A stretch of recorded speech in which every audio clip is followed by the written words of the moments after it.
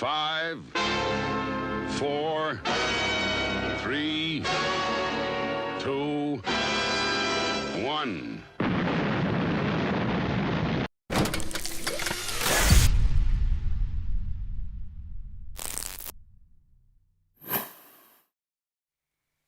Hello, ladies and gentlemen. Hello, Homer! Hello! It's pajama time. Oh, hang on. We've got a Homer. Ladies and gentlemen, Homer is in the house.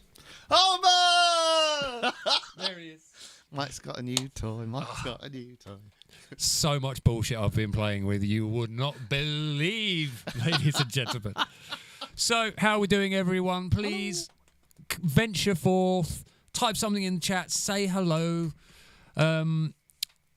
There's Lee. Hello, dear boy. Hello. Yeah, see, what I'm aiming to try and do is get a sound sample for all of our regulars. So as they burst forth, we will record them, and various silliness will ensue.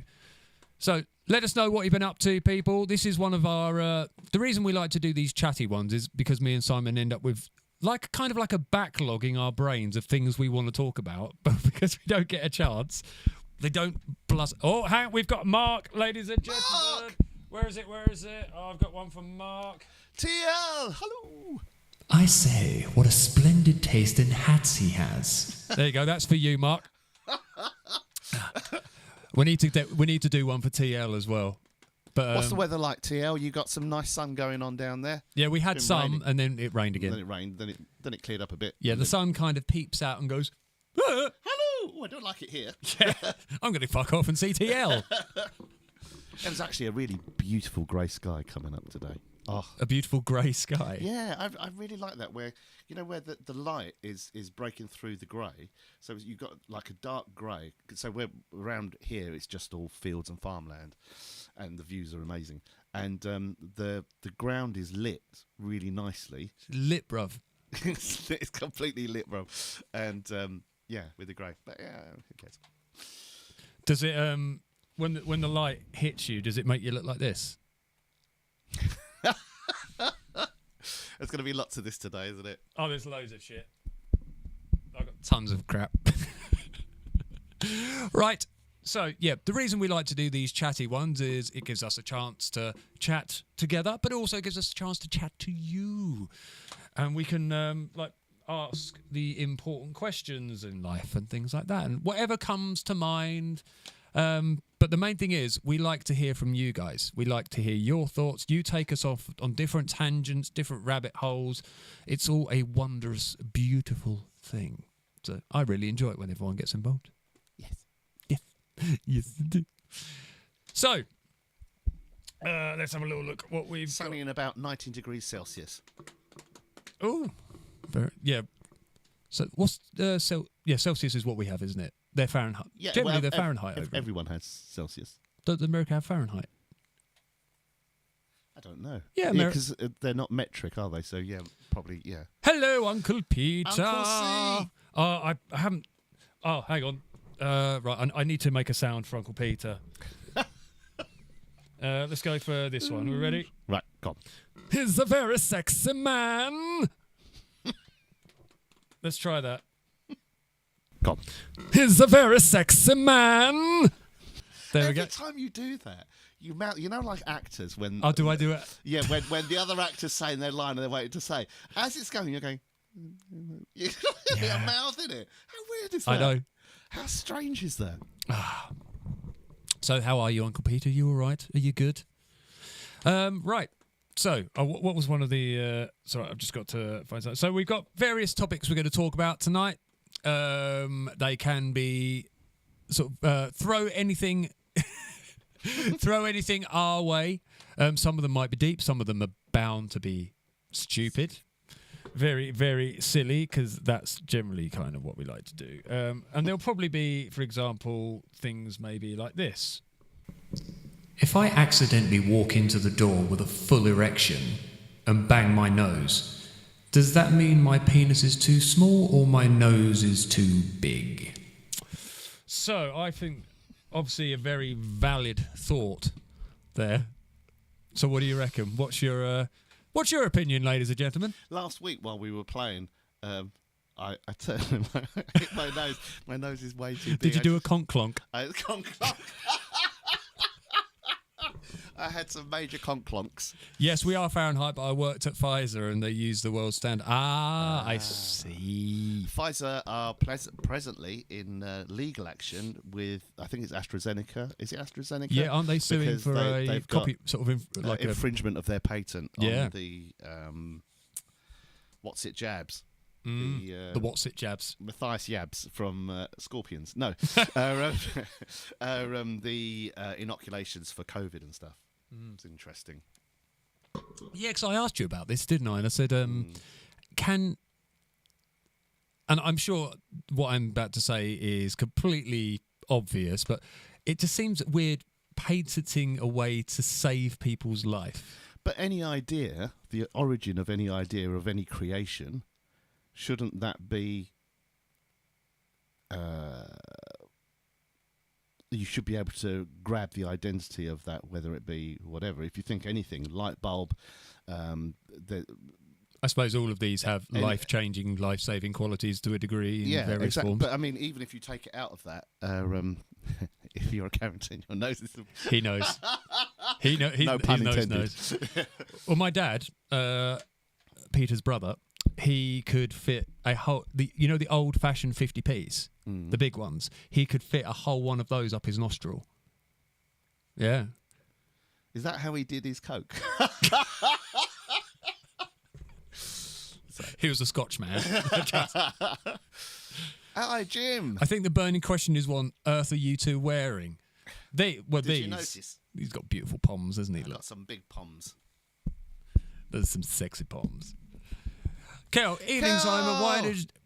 Simon, why does it look like your hands and arms are purple lilac? That's very true. Yeah, this is... You've gone right. a bit Willy Wonka and eating the wrong sweet, haven't you? So whenever we're here, I'm normally quite a purple lad because of the lights that we have. So today there's more green and yellow on my face, and then if I move out, the blue light tends to make it all purple. Oh, look at that! Look at that! So that's where that's actually focused in there. That's why that's brightest. And then as you move away, you can see the difference in colours. So. There you go. And we've all learned a little something special today. Kel, when's your birthday? It's coming up soon, isn't it? Nose and penis. Oh, that's how it was it Dave Clark 5? Bits and pieces, nose Bits and penis. That's friggin' trippy. Homer says, how did you find that out? What's that? I don't know. Oh. I've lost what Homer meant. Kel, this is trippy. He's going to be doing that. Do you know what's even trippier? Party, disco, fanta. Sorry. Right. It's How the did you 11th. find that out? Oh, that he walked into Oh, the 50p thing. Oh. Well, but then sometimes when you've got a 50p, the first thing that strikes you is, well, I could buy something with this, or will it fit in some hole in my body? That is now. Here's a question: is that we know? I'm sure if we look up the reports from A&E, that people inserting things into their body, is it more a male? Because I know women have a vast selection, an array, a plethora of toys on the market that they can insert into themselves. But do men generally turn up to A&E more? This is, we need Spazzy McGee. She is, because she works in hospitals, she would know these things. So this is something I looked up a long while ago. So there's a thing called the National Statistics Office, and they collect I need to statistics just get some. I on need everything. to just prep some animations here. Okay, I'm ready. By the way, TL finds my my pim pom very. So they have statistics on everything, especially when it comes to the NHS, because everything has to be budgeted for and stuff like that. And so there is actually by far more men that get things stuck up their anus than women do. I can easily believe that. Did I tell you about the story of a friend of mine who was he basically did security over in Iraq, and his friend basically bummed a tank. Oh, So this tank had like big aerials on the back of it. This guy lowered his pants and started basically sticking the aerial of the tank up his bum. why would anyone do that? Because that's what the army boys like. A bit of aerial up your bum. When you're away from home, any tank will do. Uncle Carrington says, Simon, are you wearing a dress? No, it's pants and a very big, very thick. Mike, fluffy you need to top. look on Temu, mate. There's some interesting toys for men. Yes, I am fully aware of the vast array of... Now, we've had this conversation... Have we talked about this before on here? The... Is there, and this is a good subject to ask, when it comes to equality amongst the sexes, is there more of a taboo for, or ridicule for men using sex toys than women? I don't know how you would quantify or qualify that. Because for example, if women, I've seen if a man was to say that he has a sex toy, that he's more likely to be seen as a bit weird and a bit creepy, or it's a bit than if a woman has them. But then I think that's probably tied in with a lot of people's machismo. Machismo? Yeah. Would you like to break down machismo? So it's basically machoism. But in that, you know, a real man can do this and a real man can do that. But I think that thing No, it's by often women. Women find the fact of men having sex toys quite off-putting and creepy. Yeah, but that's because society has been brought up with I was reading something really interesting, actually. There's a university of... I can't remember what it is now. And they've done like a... University of Remembrance? It's one in America. It's a big... university in America, and I can't remember which one it is. And they've done like a definition for, you know, LGBTQT, whatever, all the different variations. Now that's... Do I need to get my rainbow? Hang on. There we go. We got some. Okay. I mean, it's subtle. now you're the purple lad now. Yep. Jim said, Simon, why is your left one hanging lower than the right one? Now, I'm presuming you mean pom-poms. Yeah, but if you mean he is modelling them on my ball bag, testicles. That's also... TL said, I could see doing Simon with a baseball bat if he wears their pop-ups. TL, come on I now. say. Men do whatever they want sexually. Women are still second class when it comes. Yeah, there's definitely... So we've had a patriarch for so long. There's these things are ingrained in people so deeply, these sensibilities or ideologies.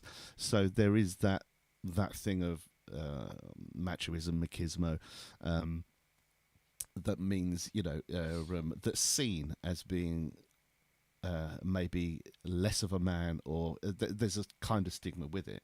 Whereas, so if you think, so kind of the 50s there was the end of the 50s, there was quite a sexual revolution moving into the 60s and the 70s, and comes to anything sex, especially in a court of law, but anything, yeah, that tied into the previous. yeah, absolutely, TL.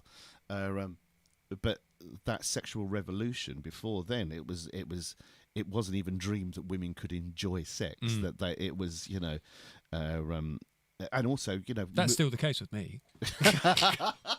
But like moving away from the Victorian era as well. Yeah, that it was very much, you know, men have to go out and do this, that, and the other and stuff, and that whole thing of machoism. Whereas with the man must always be wearing his top hat whenever he ejaculates. So, tip his hat. But I think a flat cap if you're a working class lad.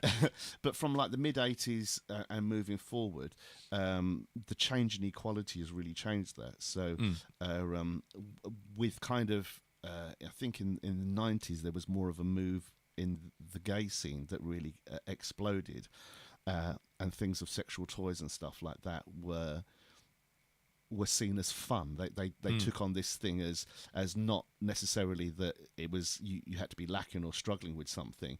It was more a case of this was a thing of fun or whatever. And I think that again, this is all part of that sexual revolution that started in kind of. Maybe I'm wrong in my time here, but I think it was kind of the late 50s, the very first kind of sex studies and stuff like that. That's when some of the first sex studies. I can't remember the doctor that did it. Yeah, there was a series called Masters of Sex. I don't know if you ever saw that. Yes, that was the Welsh chap, Michael Sheen. Yeah. He's such a cool dude. He's a great actor. He's one of my faves. But regarding sex toys for men, there are some incredible things out there. There's some really hilariously creepy ones. There are basically these, like we've talked about fleshlights before, haven't we? No. So basic fleshlights are is it rubber or latex? Basically, it's a torch. Like imagine a big thick torch, and inside it has a sleeve and it can be a vagina opening at the front, or a mouth, or an anus shape. And basically, you put your plonker in it, wiggle it around and stuff, and then you have to have a good rinse out afterwards. But they've made ones that are similar, but they move and they're automated. And they had a bunch of them set up on this stand, and it's like a group of mouths, and they're all just going like yum, yum, yum, yum, yum, yum, yum, moving around like that. Like there's a weird kind of like you'd expect to see baby birds in a nest looking to be fed. So they're all like. So I was brought up Roman Catholic, so no wanky for you. Sir. Yeah. So it's a very strict Roman Catholic household, and I was brought up. I was Roman Catholic, and of course going to school and stuff like that. And that's still very much that kind of you should never enjoy sex. It's for procreation only and stuff like that. In the words of Monty Python, every sperm is sacred. Okay, but that very much as well, that kind of religious upbringing as well has a lot of these taboos and stuff like that. So in the time of paganism and Pan and stuff like that, there was a very different celebration of sexuality and stuff like that. And these kind of what would you call them? Was it in ancient? Kind of. Sorry, I was going to say in ancient Greece as well. It was actually considered, what's the word? It was considered right and proper and like a real beneficial thing to lay with a man, but women were seen as untrustworthy and only for procreation. You see, in different societies. So I think. So apparently, TL says maybe things were different here. There were plenty of sex toy stores in the 70s. Yeah. No, but that's all from that sex. The very first kind of looking at sex as a thing of enjoyment. We had the whole hippie movement and the free love and everything. Yeah. That was a massive game changer. But so that thing like the we were saying about like the master sex, that particular doctor that was the first kind of liberation and started to investigate. Exactly what was happening in sex and stuff like that. That was kind of the forefront to that, and then that fed into a lot of these kind of people being able to look at sex for. How do we get so deeply into this conversation? How do we get so deeply? And then and then in the 70s you had these kind of private stores, or they were kind of referred to like that, and they had sex toys, they had sex videos and all the rest of it. But when you go back to kind of, I think it was the Aztecs as well, and those kind of religions, I think Mithraism as well, which was, when would that be? That would probably be just before kind of the time of Christ and stuff, or maybe just after. It's a good one from Homer. The Spartans encouraged homosexuality as they believed that you would fight harder if you loved your fellow fighters. Yeah, exactly. So it was. So I've got. Well, hello. And you didn't mouth it, so that's good. I tried really hard. Biting down hard. As I'm sure the Spartans did. But yeah, it was looked very differently. Like in Pompeii, the ruins of Pompeii, there's still sort of some of those attributes still left there, and Now, like a good old bum back in the old days. So the spawning of Christianity and stuff like that was seen as, especially as well with like the Puritans that originally went to America, they were escaping what they saw as religious persecution, but also as well they were escaping what they thought was far too liberal ways of being in England and in Europe, and that's why they were going to the new lands to America. So that was, you know, what the Mayflower was about and stuff. Was the they wanted a more puritanical society of abstinence and stuff like that, and looking very much as it was, you know, it was of the devil. Like you shouldn't, you know, enjoy. We're not here to enjoy ourselves. We're here to worship God and stuff like that. So a lot of that is tied in with religion. I've been in bands like that. We're not here to enjoy ourselves. We're just here to do a job, finish, and then collect your money. Then fuck off, Lorraine. Everyone's wondering what you're wearing. See, for me, because you were always no one bats an eyelid. I could turn up dressed as a turkey and everyone would just be like, it's Mike. Which, to be fair, I would quite expect you to turn up. This is literally the hottest thing I think I own. It's, what is this, like velour or something, isn't it? It's it's the same sort of like a onesie type my thing. onesies, and but it is just so hot. He's a bit toasty in there, bless him. But something else. There was Mike wanted us to wear pajamas today. Yeah. But there was something. Normally, I'm au naturel in bed, so I don't really have pajamas. So this is. Oh, hang on, I've got a press. I need another. Oh, hello, but I haven't got one. It's got a hood as well, so. I haven't done this one yet. But speaking of homosexuality and Spartans. And how many fingers would Sir like today? 2? 3? A whole fist? So proctologist or Spartans, either way it works. But yeah, there was I think back in, I think it was Victorian times, that where you would have your local physician or doctor would ask how many fingers, or a whole but fist. would that's one of the reasons why the vibrator was invented, was to basically get women off as a cure for hysteria. Yeah. So, but there was a steam-powered vibrator. Yes. So I've just got to imagine like Stevenson's rocket sat there in the living room, like churning it away. Like, okay, here we go. Are you ready, Mabel? But the forerunner to that was. Do you remember the old kind of hand drills? Yes. That was the forerunner to it. Oh, was it really? Yeah, it was an offshoot. I've still got one of those in the garage. But yeah, put a brush on the end of that. Job's a good one. Leslie Phillips. Oh, he was amazing. Ooh, matron. That's Kenneth Williams. Ah, of course it was. Yeah. Leslie Phillips was the ding dong. What an absolute show. Right, so that was an interesting topic about sex that we had. Right, new topic. Right. Oh, one I did want to talk about, and I really want to get your opinions on this. Now, a few of you, I think we've talked about this on Facebook at some point, but something I was chatting with Simon about, and it's, when does support become enabling? So obviously, hopefully, we're all fairly nice people. We want to be there for our fellow people. We want to help people out in bad situations and in relationships and everything.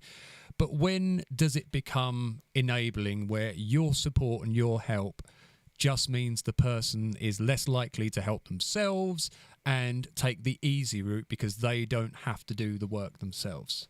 So what would you... Oh, what we got there? Lorraine said, seriously, you wear that in bed? What does your other half say? No, I don't wear this in bed. I don't wear anything in bed. No. But I don't have another half. So I've got... the thing I love most in the world is... Oh, the telly's going to turn off. I've got a Super King bed, which is just fantastic. Like, you must have this problem with beds as well, where if you're in like a normal size or king size bed, your feet pop out the bottom or your head hits the top. So I have and I always sleep diagonally. Well, our Super King bed, but Aaron, Mr. 6'7", oh yeah, Adonis, whatever he is. Yeah, because him trying to sleep in a normal bed just does not work. Bless him. But don't forget, our Super King bed that we have is shared with a 65-kilo dog. Yeah. So Ryan's massive. Well, Carrie's actually now started sleeping in the other room because his snoring is getting so bad. And bless his heart. Yeah. So I sort of wake up in the morning on my own with just this big stinky dog next to me. Yeah, so I don't wear this. I don't. I've never worn this before ever. So I think someone gave this to me as a present many years ago. I'm very So glad it's you supposed did. to be a Christmas thing. So there's what is on top there? I don't know what. What is that? It's a pudding top. Is it? It is. Oh, I see. All right. Yeah, this is the only. It's the closest thing I had to pajamas. So that's why I'm wearing that. Right. So yeah, what would you? And ladies and gentlemen, please get involved in this. So I'm sure you've all been in situations where maybe like your best intention of helping someone has maybe backfired. Where So can you give an example? An example of a type of behaviour then. Right. Okay. Where do we start? So someone's trying to help somebody else, but they actually start enabling. Okay. So for example, Is that right? That's the question. Yeah. So I was in a situation years and years ago where I had a friend of mine who she had terrible choices in men, and whenever things went wrong, I would always be there to support her. And it eventually happened that what she would do, if she wanted like attention from me or for me to come out and help her, she would literally get herself in crap situations just so that she knew I would be there and I would come sort of like trying to sort of give her support and encouragement and everything. And it just got to the point where I had to say, look, I can't do this anymore, because if you're not going to help yourself, there's nothing I can do. And I've had this with a few people, where the fact that they can sort of go back to you and rely on you to be there, and that sort of they'll lap up that encouragement and support, but they'll never do anything to change the situation. Jim said, it's a very fine line. I think it's up to the skill and experience of the supporter to recognise when the person they're helping is becoming dependent on them. It's so difficult to know, because you don't want to come across as heartless and you don't want to give up on that person, but how do you know when that your help is becoming a negative impact? I think he's hit it on the nail there, really. It's you can only make a judgment call from experience. There's no way to know, is there? No. So at the point when you're going, oh, this again, but this has just happened, or well, the same actions are happening again. It's that reaction that you have that will kind of tell you this. But and also as well, some people, they just enjoy drama. They just love drama, and it can be because it gives them a sense of attention. It gives them a sense, and again, you know, we're creatures driven by chemicals. These things send off certain, like oxytocin, endorphins, and they're reward drugs, enzymes, and those things drive us for repeated behaviours. And sometimes there's a famous thing with kind of children when they're growing up. If you don't congratulate them as much as you reprimand them, the reprimanding becomes to be the driving force. So then they tend to act out, because that's when they're getting attention, and that's when they get the oxytocin and endorphins. That's just brought me on to a really interesting question. Now, a friend of mine is a music teacher. And he just put a student through an exam. Now, this student has struggled with quite a few things in his life. He's not done very well in their exams. And he put them in for it was a guitar exam. And they passed. All the things were kind of like merit and up. So they did absolutely well. I think they got like 80 out of, so it was like 80% or whatever. So it was really good, especially for this person who struggled. And my friend sort of messaged them and said, yep, he's passed, you must be really proud. The parents replied, no, we're not proud. In fact, we're very disappointed, and we're withdrawing him from your lessons. Okay. So my question was, apart from that being horrific... But context is everything. So it depends what they were dissatisfied or upset with. It might be that, so you're getting the story from that person's point of view. Looking at it another way, it might be that the child felt that they could have done better, but that teacher held them back. It might be that they had a problem with that teacher in some way. It might be that the parents misunderstood the context of something. There could be further news to that. Sorry, before Kel's thing disappears off the screen. No two people are going to have the same line that when crossed they say no. That's very true. It's a personal thing for me. It can be a switch that gets flicked on and my foot goes down and I don't budge. But every situation is different. TL says, I think the question should be, are they showing forward movement? That's a very good point. Yeah, that's If actually they really aren't good. If they aren't taking advantage. That's a really good point. Yeah, that is that thing of Carrie. Hello all. Hello. Hi Carrie. Oh, hang on. I must have a carry animation here somewhere. Yeah, what have I got? Mike and his toys.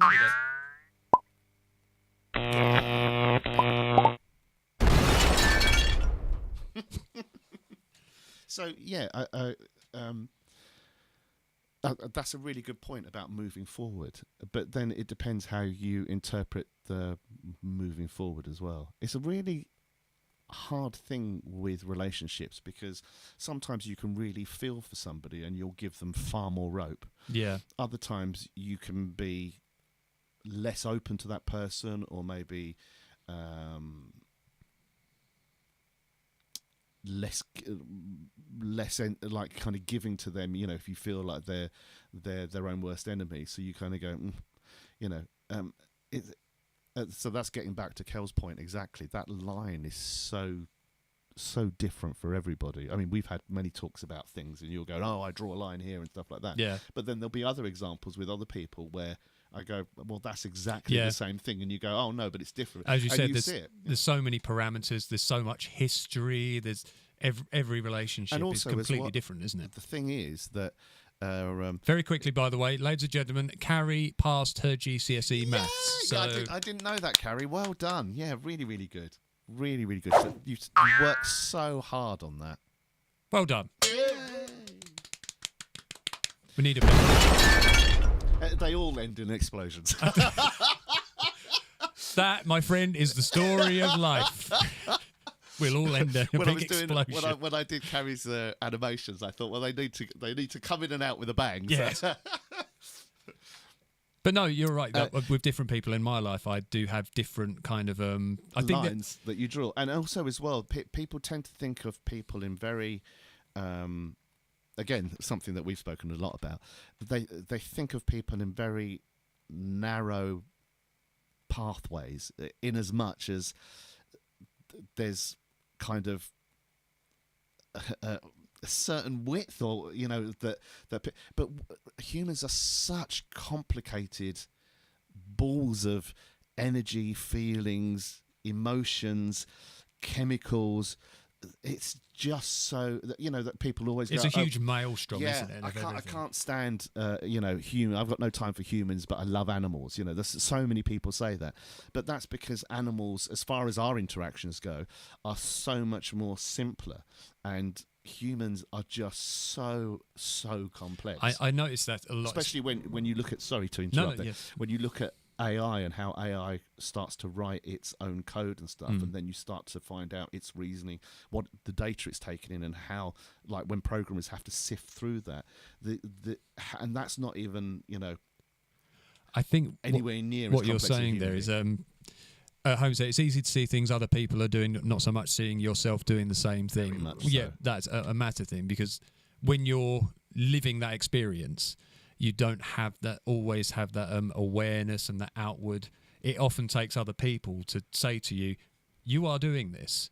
But that's one thing also, when people don't say you are doing this, that's enabling, isn't it? Because if a person is unaware of the ramifications of their behaviour, if nobody is there to say, this is causing this effect, there's nothing to make them aware of that situation, is there? I think everyone would have had that experience with somebody where, but then often, like I was saying to you a bit earlier, people don't. When I'm being a right twat. But very often, so I know where I go, people will make reference to, say, the colour of my skin or whatever like that, or they'll, like we said, they'll go, oh, but I don't see you in that. I don't see you like them, you know, and. But people won't say things to your face. That they'll say a plethora of things behind your back. Some of that is because people don't want confrontation. Some of it is because people don't want to hurt your feelings, and other people, they want a peaceful life and they want to comply. Other people will be more confrontational. So it depends as well. And some people will be confrontational in a very battle-friendly way. Other people will be confrontational, but in a more cooperative way. So so why do you feel like that? Why are you doing it? Again, there's such a depth of complication with people. We'll come to yours, Pete. That'll be a nice one to go back onto. Here's a musical question. Is 80s music better than modern music? We will come on to that in a second. Just something I wanted to address that Simon just said when you were talking about people saying that they prefer dogs to human beings and about the simplicity of animals. I know several people, when people create that little bubble where in that world their rules apply and everyone else can just fuck off. The people say, if they don't like me the way I am, then they can fuck off. I've noticed that comes from a lot of people who don't like the fact that life is a massive grey area. And what they want is stringent rules in which they can feel that they have control. So you could look at it that way. You could look at it. I bloody well will, or not? But I think there's another facet to that. Sorry, just what TL said there. I agree people can be complicated, but I don't think we have to be really.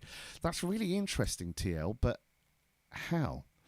So I can understand what you've said there, and I think I understand the context of it, but by our very nature and our experience, you think about the vast plethora of interactions you've had with people, the things that you've learnt of so many people, and your experience. So just say, for instance, you live in America, your experiences of say going through your teens and your early 20s is going to be a world apart from say Michael or myself. So I bet T.O. got laid more. Definitely. Well, absolutely. I think everyone in the world got laid more than we did. I was 58 before I got laid. So I'm still a virgin. If you had a tank and an aerial, it would be a different story. Basically, I turn the lights off in our room, then I get someone in to do the business with Carrie. So everything that you approach is going to be so different, and some people are going to have different rules and regulations for a load of different things. Other people will apply one rule for everything, but then you can have a situation where you can be either overbearing or underbearing when you're dealing with certain circumstances that require different nuances. Kel says, but it's also up to the person who's being enabled to notice this. Some people just don't get it, and their brains don't always allow them to know social cues. That's very true. Very true. Lorraine says, you see people differently the more you get to know them, the more they think they know you, the more they think it's okay to judge you. Yeah. Yeah. Also, as well, something we were talking about earlier, I think it's really easy to be your best person when life's going well and things are going along quite jaunty, but it's when people are under stress, that's when you really see that person, what they're made of, how they are.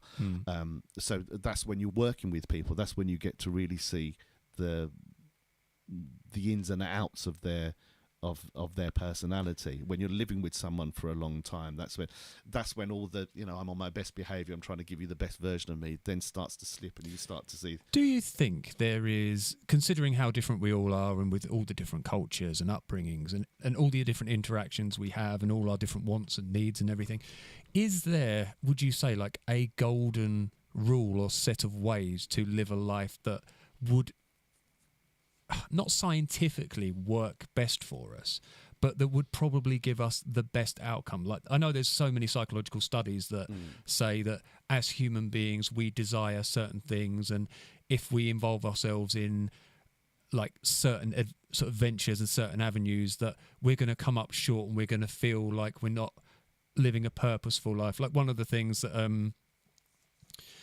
someone said was the fact that human beings generally need a purpose. From a psychological point of view, without a purpose, we feel lost, we feel stranded. But also, and that sort of ties in what TL said about, I don't think people need to be as complicated. Can we simplify by doing certain things in life, like by removing negative elements, by say pursuing goals that perhaps enrich us? Is there sort of like a set of rules that would make life work best for everybody? So think of it in terms of this. So you simplified your life, right? You move into the middle of the woods and you've built yourself a little shack. What are your main concerns? I've got to eat, I've got to drink, I've got to keep warm. Then that would be your focus, your goal, what you're going to work towards. So you could say your life could be simpler, you could say your interactions could be simpler, but then you bring in another element. You get a neighbour, and then they're making some noise. That's now bringing in a different element into your life. How are you going to react to that? How do you accept that? And then there's a different animal moves in, and that's starting to encroach on what you're using to feed on. That's now going to bring a different element. The more elements that you have, so you think even just driving down the road, how many different elements there are that you have to deal with. All of these things then complicate life more and more and more and more. So if you're saying, is there one kind of unified path or way of being, everyone's experience is going to be so vast and so different. How would you apply one of those rules to any Are of there that? sort of common denominators, though? That, So like what? like, for example, and let's just have a quick catch-up. Science ring, religious people thought it was an atheist ring. I found out it was also used as an atheist ring. Complicated way would be argue and offend folks. Jimmy, your statement there probably is how religion starts. Someone decides how other people should live. That's a very, very good point. Tia, easy way, just quit wearing the ring. Can not always. Sometimes we are wired in such a way that we can't see the world like others. I take all that into account. What I'm talking about is more from the fact of. Do you mind if I just interrupt for a second? Try and remember what you're going to say there. That's so. What Carrie said there. Sometimes we are wired in such a way that we can't see the world like others. It's not black and white. But I think that's. I don't think anyone's unique. I don't think anyone's unique. I think everyone's unique. Yeah. Sorry, I said that the wrong way. I don't think anyone sees the world the same way. I mean, even in just the comments that we've got here, Yeah. Everyone's got such a vast array, and that's the thing.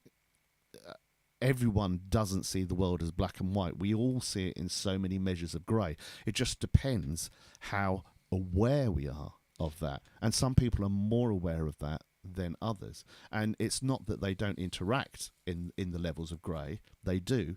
They just maybe don't see it or think about it in terms of that. Sorry. Go back No, to so what you're saying. that's what I was talking about. Are there common denominators that sort of, I suppose, could unite us in a way? So, for example, like if you have, like I would have thought for most of us, if you have people who treat you negatively in life or who are rude or nasty to you, then by removing those from your life, generally your life would be better. Now, we've all been in that situation where we've had probably someone toxic in our life and we've parted company and our life has felt better. So that probably to most human beings is a kind of common denominator that goes around. Are there other things like that from a psychological point of view that if those boxes are ticked that work for generally most human beings? Is there any studies that finds that if human beings have this or they have that generally they are happier and live a more enriched life? So what studies tend to always are based around, I don't want to lose some of these comments that we've got there, studies are based around is to find a kind of really commonality and really work out numbers. Yeah, so it will look to say, right, we've got a majority that will do this, and we've got a minority that will do this, or we've got several minorities that break down into these different categories. And it's trying to work out where the generalization is. But with all these studies, what they always find is you then go into that largest group. So say 80% of people, blah. Yeah. Then you've got 5%, whatever the case is. When you go into that 80%, you then find, right, if we dig deeper, we've now got 30 and 50. And then you go into the 50 and we break that down. We've now got 20 and 30. And this is the thing. So at high level, you go, yeah, all right, as long as you can eat, drink and keep warm, that's all you need to be happy. Sure. And then this is called levels of abstraction when you come to tasked thinking. It's called levels of abstraction, extraction. Then you start, you peel those onion skins away, and then you find out, right, well, then now there's more elements. So a bit like the Dunning-Kruger effect. Yeah. So the more that you learn, the more that you realise there's so many more questions. So, like you could say, right, I want to learn, as this is a bad example. But Can I just get, Yeah. is that why, for example, in sort of certain third world countries where people, the rates of depression are so much lower because their daily life is, if I just want to survive, fucking survive the night. yeah, if I can feed my family, not die, and wake up in the morning and something hasn't eaten me, or I've been shot, or my daughter hasn't been raped and murdered, it's a good day. Is that why, because their life is literally like that their depression rates are lower? Because as soon as depression is, do they consider it more of a Western problem? Yeah, and also as well, there's also some caveats to that. So the highest rate of depression is found in white affluent males, because they actually have the most, and because they have so much, when they have something backpedal or hit them, they then feel that they've had a major loss. Whereas someone who's been disenfranchised by life. That's a really good word, yeah. Whereas Thank people you. where they're constantly battling and they're failing, that becomes the norm. So you have a success and you go, fucking great. That's a win today. And that is kind of counterintuitive, but all the research and the numbers show that. Okay, we've got a lot of chat to catch up with some really good points, which is why we love you people. Right. Uncle Peter said, if you humble yourself and know that you are not the best person you think you are, then you see and appreciate others' flaws and imperfections without judgment. That's a beautifully said, Uncle C. That's, yeah, the word humble. I think that's a really undervalued word. Yeah, completely. I think as well, when you look through things like Facebook and stuff, how boasty, confrontational so many people's things are. And again, there's been some research in this, and that kind of stems from that kind of upwardly mobile kind of mid to late 80s and onwards. That thing of Speaking of 80s, we will still come to you. Oh, yeah. We'll come to. Sorry, keep going. We'll come. Yeah, but that kind of era of kind of money is God, and very different core values to maybe the idea of helping society. The thing now with politics, especially, we spoke about someone recently, and that thing of populism, individualism, nationalism. It's all, I've got what I want, but you can't have any of it. Rather than early, Homo sapiens beat Neanderthals because they were able to work in societies, and that's what helps people come to fruition. Okay, so we had where were we? So you were Uncle Pete. Carrington. Lorraine says we see it based on our experiences. That's very, very true, Lorraine. Carrie says you said that earlier, Simon. The lived experience is different. The phenomenological. Might have to elaborate on elaborate on that one. Tio, mass action such as everyone seeing the same type of UFO after a popular sci-fi, is that complicated? Probably. Well, again, you're going to get certain things like hysteria, aren't you? And there's certain psychological effects that happen with human beings. Okay, but that's going back to what Lorraine said, experience. So if your experience is things... So I'm trying to think of a really good example. So this might be an example that will make sense. When people used to see an eclipse, they thought it was an action of God because they didn't have an understanding of it. And that was how they related to it. And everyone went, yeah, that's the height of our science, that's the height of our society, that's what we know. And so that's how we see it. In the same way as, when people see lights in the sky or whatever, they may interpret it to whatever their experience has been or what they see it. So, yeah, the experience, again, what Lorraine said. Steve Hurd says, oi, chaps, what the fuck has Simon got on? Pretty much everyone has asked that question, Steve. I got my pom-poms. And the correct answer is whatever you want him to be wearing. Tio, I saw a UFO. I don't know what it is. Only gets complicated after we jump to, so it must have been an alien. Is that complicated? Again, so I think that refers to what Simon's just... But that is really interesting. You see something, and Teal has a background in kind of science and stuff. So people say, well, it can't be from another galaxy, it can't be from another planet, can't be this, that, and the other because of all the time, space. Yeah. But then you've got the Einstein-Rosen bridge, and that can explain that it's proved mathematically, but we as humans yet we haven't been able to. But then it could be something else. Just say wildly, what if it's something like angels? Now we look at that and we say, well, there can't be angels and whatever else, although some people believe in angels. But if we don't have the science to be able to prove it or to say yes or no, then it's an unanswered question, and we go, well, there's no such thing as it because we've never proved that there can be. Yeah. But then we never didn't prove that there was quantum physics, and now what we know from quantum physics is just insane. We didn't realize there was quarks. We didn't realize even the atom. We didn't realize there was so much energy in an atom stored up. It was just unbelievable. And if you said that to, I don't know, our betters from many, many years ago, they would have told us we're fucking idiots because, Speaking of which, now we're going to move on. We'll just read the last two, then we're going to move on to Uncle Peter's question about the 80s. But Carrie had a really good idea when talking about the unknown when we had Ron on as a guest. Oh, yeah.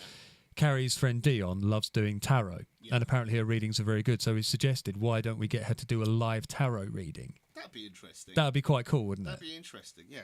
Especially if it's done like a blind thing as well. Yeah. Sorry, can we just go back to what TL said? Yep. There? So Homer said Louis C.K. once said... Sorry, TL says something just above. Oh, I think it was talking about the fact that it has... Pursuit of happiness can be a bad thing. Are we meant to feel happy all the time? No, so I had the least amount of money in my adult life, but I'm happier now more than ever. I 100% agree with that. My personal experience is that money can be really, in so many ways, the root of all evil. Although it can help you, again, if you've got worries and you've got troubles, it can alleviate that. I think there's the happy medium. For me, it's always been the case of, if I can afford to eat and I can afford to keep a roof over my head, and if I want to treat myself to a little something, I haven't got to be checking the bank account to see am I going to be able to pay the rent. That's enough for me. I always think the simplest life is usually the happiest, but then that's just my experience. Homer said, Louis C.K. once said, we are complaining that our flight is 30 minutes late. Somewhere someone is saying today is the day that they are having all their heads chopped off. Yep. I've seen that routine. It's so good. Jim says, I'm definitely from another planet. I'm going to stand outside and wave my towel. That's. I wonder if the pursuit of happiness can be a bad thing. I need a quick wee. Carry on. Are we meant to feel happy all the time? Seems to me maybe it should be a pursuit of contentment. TL, that is so well said. I believe that really as human beings we do pursue happiness. I think our brains are wired that way. If you see the way that animals behave, all life, it seems that it is the pursuit of happiness. We want to be happy. We don't want to be sad. We don't want to be unhappy.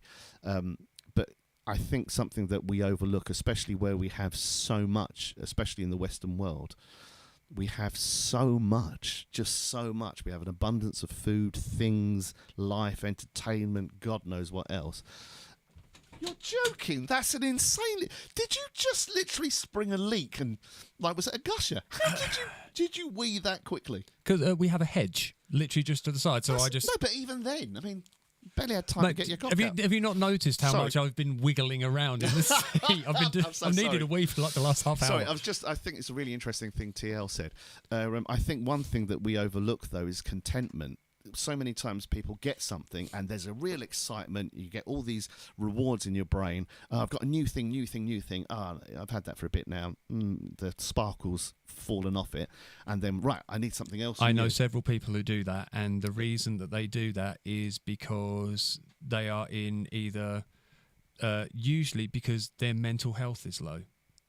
And they're struggling with like depression or it absolutely. But I think that it's that dopamine hit. Exactly. It's a wider thing. It's a reward thing, and then it's the same when people do drugs, when they do drink.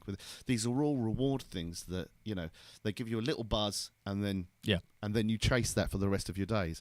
And if you can learn to be content with, I had a packet of crisps, I really enjoyed it, and then later on the day go, that packet of crisps was really nice. Or speaking earlier. of which, I have got a packet of crisps next But to my then bed. there's also a thing of it's called diminishing returns. It's actually in financial That circles. packet of It's crisps called does get smaller each it's time I called go in there. the utility of diminishing returns. So they say you get the most buzz out of that first crisp you eat, or the first thing, and then as you work through the packet, you're constantly chasing that high. Oh, But your okay. actual high goes down lower and lower. Yeah. And that's a facet of humankind. So what do? That's how we're wired. I like what TL, especially what TL said there. Can't we just say, I don't know, but I'll try and find out until we know? Yeah. I don't like, I agree. I don't like things just being poo-pooed and be like, no, can't exist, can't be this. If I'd we be don't, interested when you did see and the details of when you did see your yeah, you have to UFO. let us know. That's really interesting. Uncle Pete said confirmation bias. I can't remember what we were talking about at the time because we were a little bit behind, but Homer says, I'm horizontally parked in a parallel universe. Nice. TL says, I'm happier today because he has a dog. Oh! TL has got a dog. So, which is awesome. Mark says, yes, I'm the same. Jim, musician. Mark's dog is just the most beautiful little pup. Jim, musicians, gas. Is that as in me generally fart a lot, or is that as in we like to talk? Or does GAS stand for something as well? Possibly. Gits, arseholes and... Yeah, shit bags. Okay, right. So, Uncle Peter's 80s. question. 80s. 80s Do music. we think the 80s music was better? Ooh. Now, this is an interesting thing. So, when you were young... When you were young? When you were a young warthog. So, you're surrounded by your parents' music. Or, I mean, for most people, I think music plays a fairly important part in Oh, their gear acquisition syndrome. Oh, Jim. Oh, don't even start.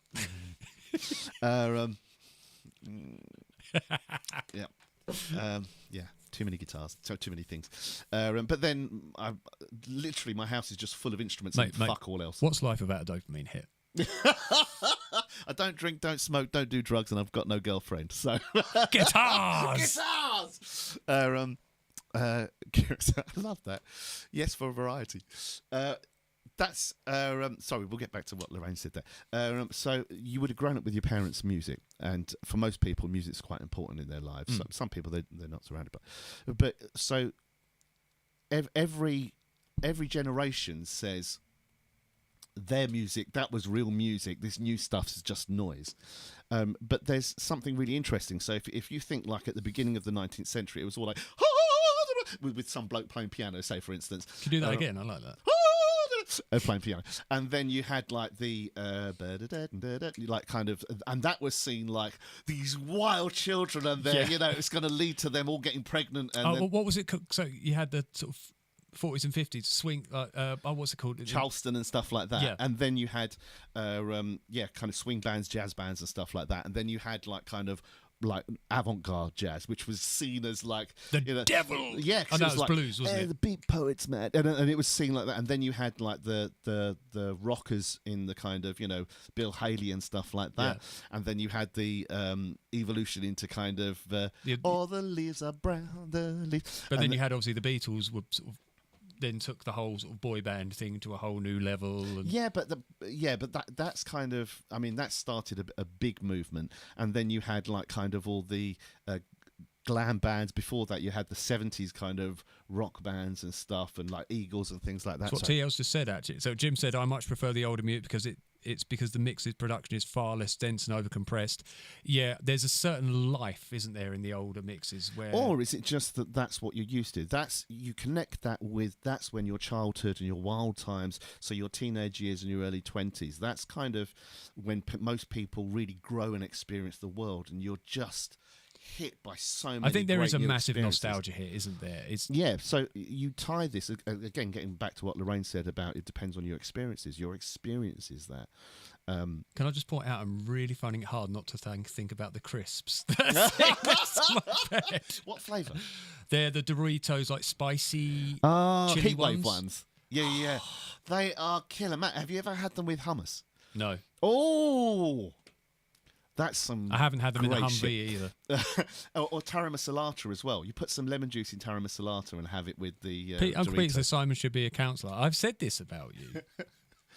You should be. We should be counselled or committed, probably. Uncle Carrington said Michael needs a wee. It's his age. Is that right about Simple Life? Yep. As you get older, your prostate gets weaker, so men tend to wee a lot more.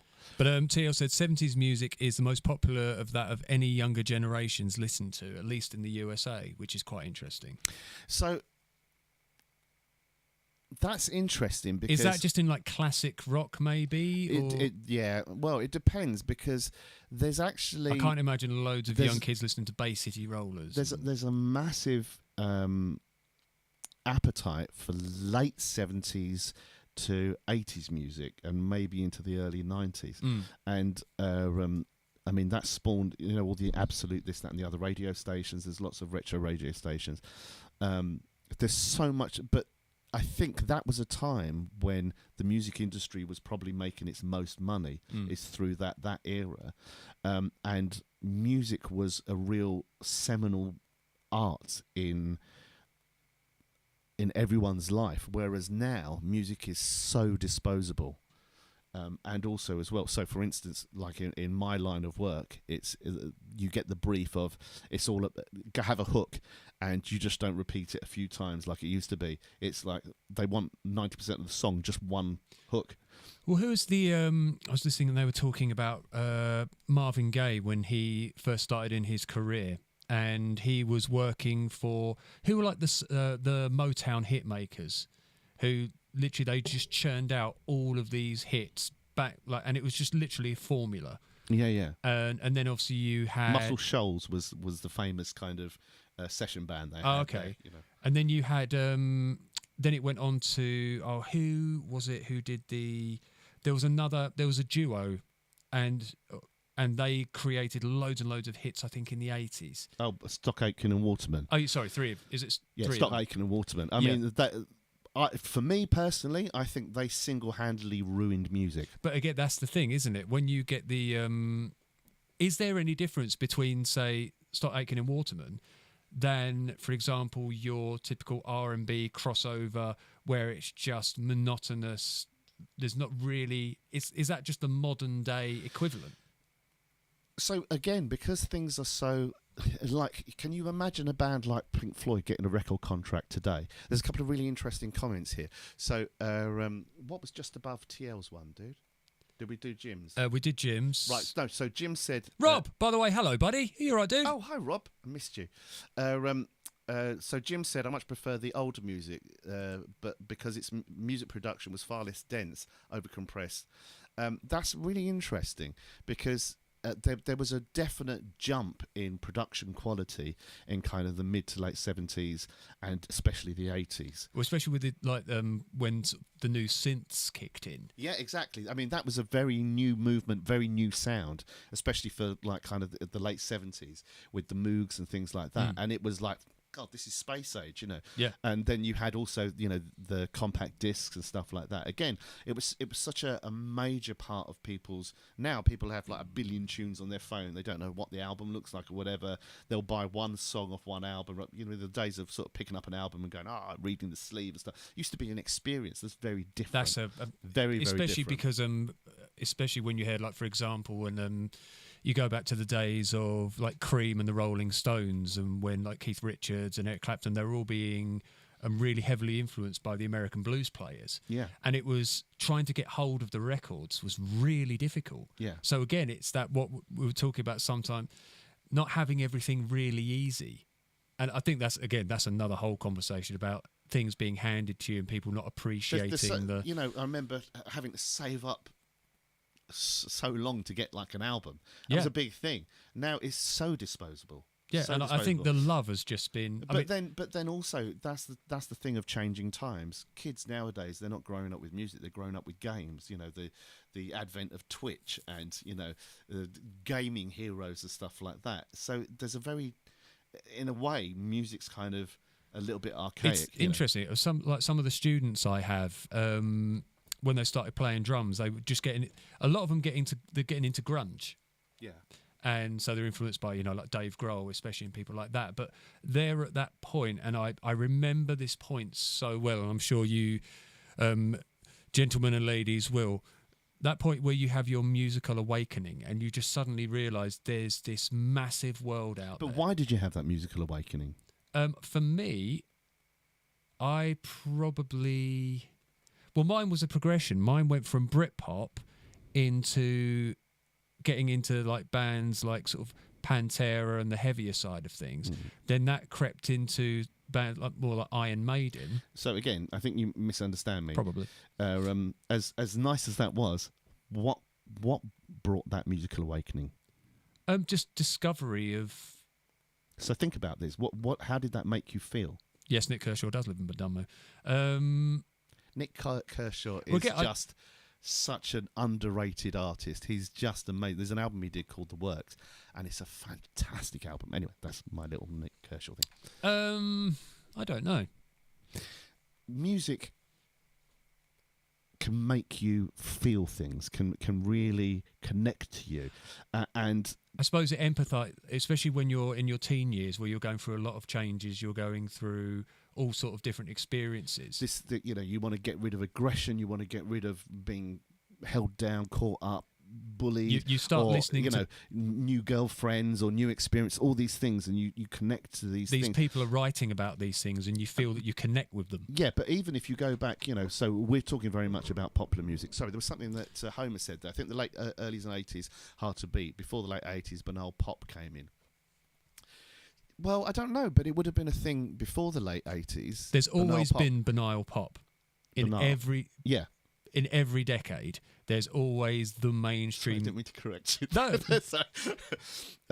banal. No, because there's no I in it, so it's banal. Banal. And some people call it, say, banal. Banal. But it's too much like anal with a B, so yeah, banal. it is. Yeah. You don't want to put a B in your anus. The bees this year are fucking massive, by the way. Anyway, that's another thing. So that's a whole different podcast. But yeah, so you would have had, like, if you think like Sandy Shore or whatever, that disposable. I wish I could have just got that quote. The bees are fucking massive this year. You would have had from the 60s and 70s. There would have been that side, and then you had, I don't know, things like Donovan or even, what's his name? Who's that bloke? What's his name? That sounds like Knocking on Heaven's Door. Who originally did that? Bob Dylan, for instance. So I'm on the pavement, talking about the government. Yeah. You're so good at My name's Bob Dylan. Like those kind of things. They were really groundbreaking, connecting and stuff like that. But they made people feel things in a massive way. So many times. So my dad was quite a bad alcoholic and lots of abuse and stuff at home. And my way of escaping was just put headphones on, escape to this world of music. Yeah. And that's what gave me. That's why it's so important to me, being able to do that for a living and stuff. And I think for a load of people that was the case. Whereas now, I think, with the kind of Stock Aitken and Waterman, they were just churning out very programmed, very formulaic, not of the heart music, but it was selling like hotcakes because they would find someone to champion it with a certain look or nothing's celebrity changed. or whatever. Yeah, and that was so profitable for them that, again, after Muse came a load of other bands that sound like Muse. After Alanis Morissette, every woman wanted to sing like Alanis Morissette. Yeah. Same with, Amy Winehouse and all the other things. I noticed with Amy Winehouse, there was always that space in pop that got filled by that person. So you had Amy, and then you had, what was the name? Like, not Billy, but is it Begging You for Mercy? Oh, Duffy. Again, sort of that voice. You always had that one who would just fit into that slot. Yeah, so there's always that first, and then loads of people come after it because they see that there's a market for it, and Stockton, they just hit on this magic recipe of being able to package this kind of banal pop, and so many people have copied that, and that's just gone on. But there's still music on the periphery that is still interesting, but it's a lot harder to get that stuff heard, played, and whatever, because wherever there's money, there's power, and those people can put that money behind it, get it pushed, advertised. If you don't hear of a song, how the hell are you going to know if you like it, or buy it or whatever? Right, we're going to quickly plough through some of these. So Jim says, I jumped ship when the screamy stuff and long widdly solos came in. I will. That's interesting. So what kind of stuff would you say that was? And then you started to listening to Gary Newman. So Yeah, let us know, Jim. because I was quite into all that. I still am. The screamy stuff. Lorraine and the said Woody I solos. started the 80s schoolgirl with a crush on Nick Kershaw and ended it married with 2 children. Total whirlwind. To Nick Kershaw. Some of the synth stuff is really quiet. Listen to Yazoo. Yeah. Pete, Uncle Pete, I think it's about melody and hooks. Yeah, Yeah, it absolutely. is for some people, but then other people, like if you talk about Bob Dylan, it's not really that, but like they love the lyrics. The lyrics speak to them. Donovan, what's his name? Bruce Springsteen. People love the lyrics of that stuff. I am a and that's what melody and draws- hooks person, I have to say. It's See, I don't really listen to vocals. Like I know what the top line is, but I don't. I'm really interested when I listen to music. I listen to the band and stuff. So I like I mostly listen to rock, classical, and not opera. I cannot get on with opera and jazz. Those are the 3 things because for me that's where the greatest exponents of musicians tends to be. Yeah, in see, its- I in its tend to find I like a mixture of the two. I like good musicianship, but I do also like power, feeling, I love that everyone expression. loves Nick Kershaw. Everyone He's loves Nick just the Kershaw. greatest. He really is. His songs, his songwriting is insanely good, just so good, and he makes things complex sound really simple, doesn't he? I mean, One and Only. He wrote that. Yeah. You know, And that the is action- not an easy song. Fuck me. And that's, you know, if you look at the Riddle, the 12-inch of the Riddle was insane. The album The Works is just so good. Honestly, and he was a great fan of Van Halen apparently as well. But he's a great Van Halen songwriter. are another band though like that. If you Van He's Halen apparently stuff got a great is studio as really well. complex, but again they had the melody and hooks that managed to make it I more. think that Van Halen later with Sammy Hagar, but the stuff Yeah. early with David, it was, Yeah. yeah, exactly. It was just all that. Homer said music can be a good counsellor when you are feeling low. Oh, definitely, Yep. definitely. Lee, for me, my musical awakening came from friends in school showing me new metal, leading me to grunge, etc. Yeah, grunge and all that seems to be again because I think that darker side of it appeals to teenagers, especially teenage Yeah, boys. angsty stuff. Yeah, definitely. absolutely. And also as well at gigs, I'm noticing we're getting so many young kids that are going, oh yeah, found like Cream or Black Sabbath or like that. I mean, Lee's a young lad. Yeah. TL, youth, the urge for independence and mutual support at the same time. Absolutely. Pete, Dua Lipa's gone back to the 80s melodies and it holds your attention more. It was someone told me about a song. This one song she's got on the Barbie soundtrack, and someone said you got to listen to this song. And I listened to it. It's a really great song. The production is just insane. Beautiful TL said production. same for me, Simon, with an alcoholic dad and music. Yeah. James Jansen. Oh, hang on. Jansen's in. Where is it? Oh, I need to find this. Hang on a minute. Don't go away now. It is. Jansen's very sexy. There we go. Squeeze that back in. Right, Rob says, went through my early teenage years not understanding what I was listening to when I was 17, my parents, but all of a sudden all the angry music I never really understood made sense. Yeah. Yeah, life change, all of a sudden you've got somebody that feels they understand you. That's having that sort of almost empathy from a piece of music. Yeah, and people find that really like, oh, it expresses exactly how I feel. And so many people will when they listen to a song. Like, so famously, John Anderson from Yes, he said, I never write any of the songs about anything. I just put together a collection of words that seems to feel nice to me. And people will read the lyrics and make their own stories. That's what Peter Green, what's the song you love playing? Need Your Love So Bad. That is all bollocks. Oh, really? Yep, none of it means anything. But it does, in a way, Yeah. depending on how you interpret Yeah, them. Yeah. so that's one of the things Meatloaf said that was quite good when when they were doing music videos, and he said that when we do a music video, it says I don't want to put you in a corral like a bunch of horses. Just tell you this is what it means. Yeah, yeah. Yeah, so he says But it's so got many bands say that. Sorry, I interrupted Yeah. you. Go on. no, that's just because you're a bad. I bad am an man. arsehole.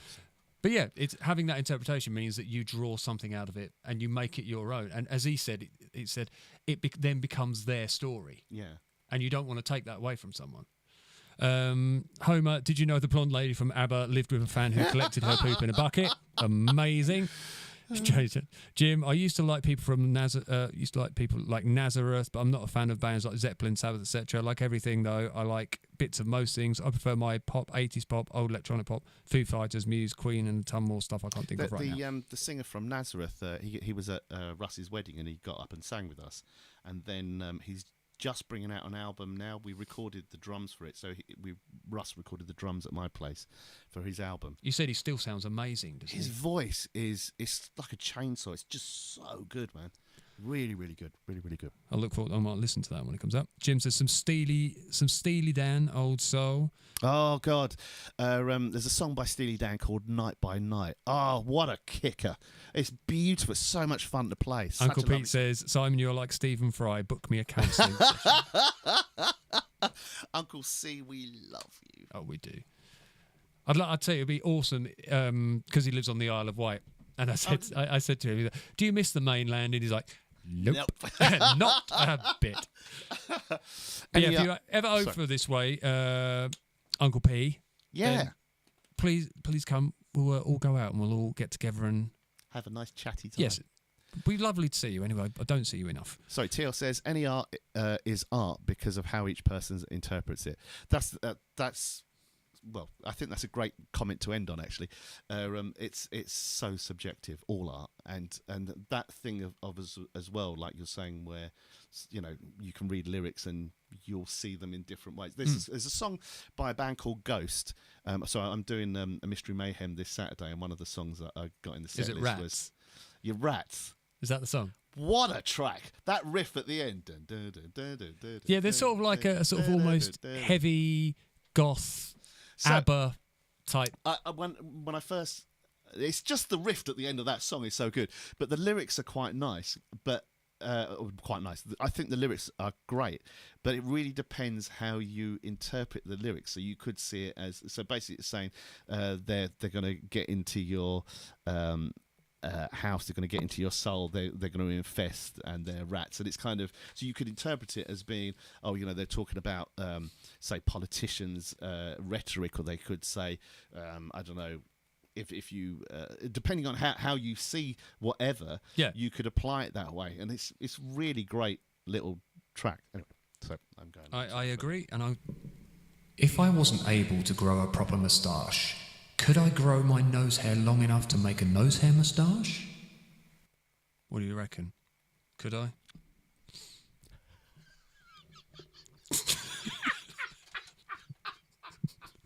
Fuck me, dude. Do you know the really, really sad thing? Oh, what was funny about that was while I was talking, I could see your attention went away, and then you thought, wait a minute, if we're going to finish, I want to try another one of these. The sad thing is, it's really not difficult for me to come up with these things.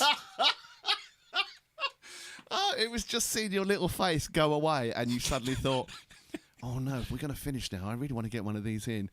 Well, it won't really fit, but I'll shoehorn this shit in. Story of my life, my friend. Oh, God.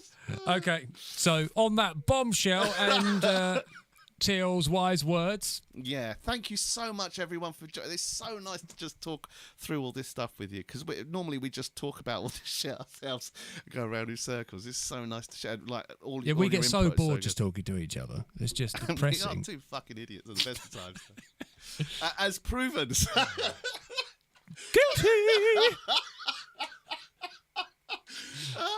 I was talking, I could just see if this is gone. It's like you know me. All right, ladies and gentlemen, thank you. We will be... we have a special guest next week. Can't wait to take this fucking thing off. Thank you for suffering through this. I really appreciate it. But next week we have... You may have heard us, and she has actually been on the stream. Susie Brown! She is going to be on the stream singing with us, so that is going to be absolutely awesome. She is insanely Yeah, she good, is man. probably one of the, if not the best female vocalist on the circuit. Her diversity, her range, she's phenomenal. She is phenomenal. And she's a lovely little sprout as well. She's lovely. She's awesome. So I called her a sprout. Susie Brown! But yeah, so, and also we will have in a few weeks after that, he was actually one of my first guests on the stream, my jolly good friend, Mr. John Terrace. He is a bass player. He is learning. I'm training him up. Oh, cool. So he is going to come on as well. Looking forward to Saturday for the Mystery. Oh, yeah, who have you got for the Mystery Mayhem? Ziggy's on bass. Cool. Aaron's on drums. Poor Aaron. God, he's got a real show to go through. And Tamash, who again is just he's on another level when it comes to singing. But we're doing some Slayer. Where are you playing? The Crown. Because what, this Saturday? Yeah. Ah, damn, I'm gigging. Yeah, so we're doing some Slayer, we're doing some Anthrax, we're doing some Ghost, we're doing Faith No More. It's an absolute kit. We're doing Megadeth. Bugger. It's a killer set. Dio. We're doing Maiden. We're doing Rage Against the Machine. What else are we doing? It's a really good set list, but it's so fucking hard. Really is hard stuff. So, Can you record it? Because I haven't. Call! Hello, dude. Can you please record it? Can you just set a GoPro up? Because I haven't seen. What's his name? Tamash Singh. Tamash Singh. So yeah, please do, because I'd love to see some footage from that. That would be absolutely awesome. Let me see if I can get this. Oh, Simon's got. Have you got some footage? No, just getting the set list up. Oh, okay. Well, we'll be dead before that comes up. Okay. Right. Anyway. All right, everybody. You all take care, and love you too, Uncle Pete. Mwah. Love you all, everybody, as well. Thank you so much for joining in. It's been such a joy. Yeah, it's been absolutely awesome. So we will see you with Susie Brown Brown next week. So take care, stay sexy, and remember, lubricant in all the places when applicable. Have a lovely week and be kind to everyone you meet. Yes, and read through a lot of your comments for life experience and Life-affirming comments. Yes, because you guys know your shit. As in, you know your shit, as in, you know good stuff, not your shit. Alice in Chains, The Drowning Pool, Disturbed, Korn, Oh, my God. System of a Down, Skid Row, Slave to the Grind, Skid Row. Yeah, Slipknot, 9 Inch Nails. What Slipknot song are you doing? Wait and Bleed. Wait and Bleed, yeah. Yeah. Oh, that is a killer set. But I mean, I think there's only about 5 songs I've ever Does he played. do all the real heavy vocals as well? Yeah, man. Yeah. And also as well for both Ziggy and Aaron, that's not really their bag. Definitely not. And they must be working so hard to get that down. Bless them. So yeah. I wish I could still play drums. That would be like fucking heaven for me. You won't play the Crown now, will you? So No, because of the. is gone. Yeah, yeah. So hopefully, if Khan's voted out, then we'll start playing the Crown with us. There you go, ladies and gentlemen. That's another good reason to vote Khan out. But yeah, you would have been killer on that. Oh, mate, I would have loved that. All right, ladies and gents, you take care. Much love to you all. See you soon. Bye bye. Oh, pom pom, you away. Pom, pom.